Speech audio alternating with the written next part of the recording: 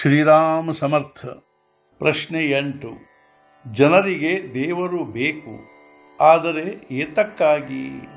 ನನ್ನದೆಷ್ಟು ಕೆಲಸವಾಯಿತೆಂದರೆ ಸತ್ವರ, ಆಗ ನಾನು ಹೋಗುವೆನು ಭವಪಾರ.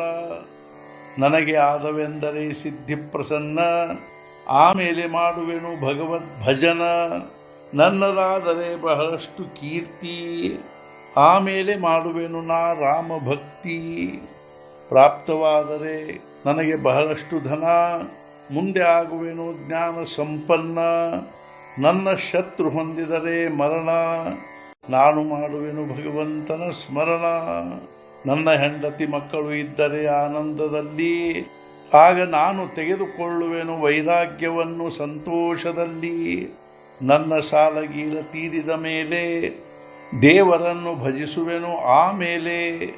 ನನ್ನ ರೋಗ ಗುಣವಾದರೆ ಆಗ ನಾನು ದೇವರಿಗೆನ್ನುವೆನು ಖರೆ.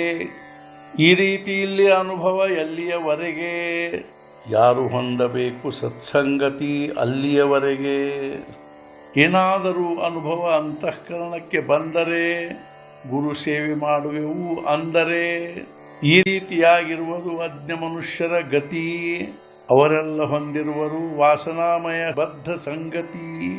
ಹೇಗೆ ಮುಕ್ತರಾಗುವರು ಅವರೆಲ್ಲ? ಕಲ್ಪಾಂತರಲ್ಲಿಯೂ ಆಗಲಾರದು ಹಾಗೆ ಇದೆಲ್ಲ.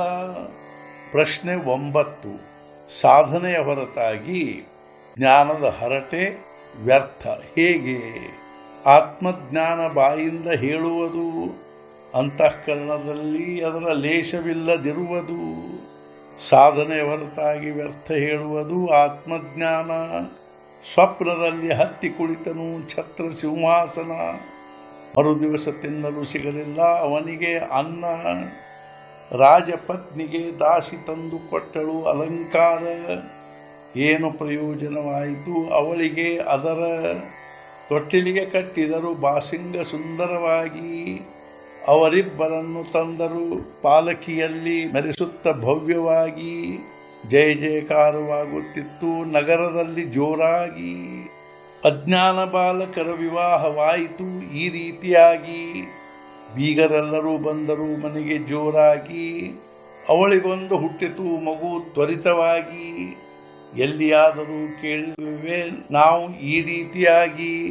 ಸಾಧನೆ ಹೊರತಾಗಿ ವ್ಯರ್ಥ ಎಲ್ಲವೂ ಈ ರೀತಿಯಾಗಿ. ಅದರಂತೆ ಆತ್ಮಜ್ಞಾನ ಹೇಳಬಾರದು ಸುಮ್ಮನೆ ಜೋರಾಗಿ. ಸದ್ಗುರುನಾಥ ಮಹಾರಾಜ್ ಕಿ ಜೈ. ಜೈ ಜೈ ರಘುವೀರ ಸಮರ್ಥ.